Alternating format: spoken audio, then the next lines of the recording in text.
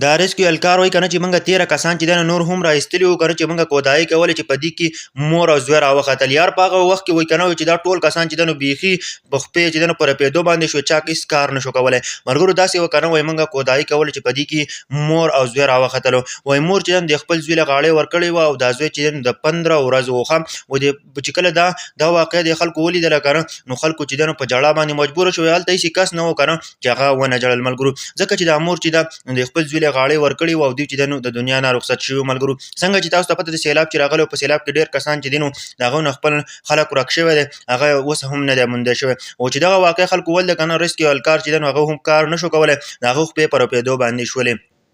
او نور چې هلته کومه مقامي خلک وو نو هغوی چې دی نو هم څه نشو کولی هغه هم خپې په رپېدو باندې شوې خلکو چې دی نو په جړا باندې مجبوره شول او خلکو چې دی نو په چغو باندې وجړل ملګرو وایي بیا دا ریسکیو الکار وایي کنه چې دا زمونږ کار دی کنه وایي چې کله زه ورغلم کنه او د دې ښځې نه چې دی نو دا ماشوم مې ته جدا کاوه د 15 ورځو ماشوم نو وایي د ښځې دومره کلک نیولی و کنه دې موره چې دی چېرته هم دا ماشوم نه پرېښودو وایي موږ چې په زور باندې جدا کړو ښه وایي دومره مینه ورسره وه کنه دا ښځه وفات شوې وه د هلک دا مور وفات شوې وه خو بیا هم خپل زوی نه پرېښودو هغه چې دی نو بیا هم کلک نیولی و وایي بیا چې کله موږ چې د هلک ماشوم چې دی نو جدا کړو او د دې کور د خلکو ته چې دی نو دا موږ حواله کړلو او چې دا چې دی نو هغه یې دفن کړل ملګرو دا واقع راغل د ډېر ټول خلک په جړا باندې مجبوره کړی دی ځکه چې ریسکیو الکار وایي که نه چې کس هلته نه و چې هغه ونه جړل وایي موږ چې دی نو لاس رپېدلو موږ له لاس هم نه ورتلل ځکه چې دا ماشومه چې په کومه طریقه باندې نیولی او ته غاړه یې وله ورکړې وه که نه چې تاسو سوچ هم نشئ کولی ملګرو الله دې زموږ په پښتنو خپل رحم وکړي یا د دې ویډیو په باره کې تاسو څه وایي ښه مور چېرته هم چې دی نو په مړینې هم خپل بچی نه پرېږدي یار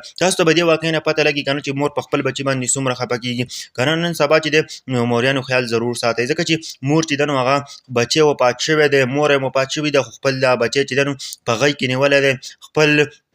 غېږ یې ته راجوخ کړی دی خپل زړه ته راجوخ کړی دی هغه نه دواړو نه ساه ختلی دی هغه د دنیا نه رخصت شوي دي چې څومره کسان مې ګوره ویډیو که نه دومره شیر کوي دومره چې ټولو ته ورسي که نه الله پاک قدرت ته وګوره چې مور مینه تاسو ته اوس پته ولګي چې د مور د خپل زوی سره څومره مینه کوي ملګرو په دې کې به څومره کسان ویډیو ګورئ ضرور شیر کوئ زموږ چینل به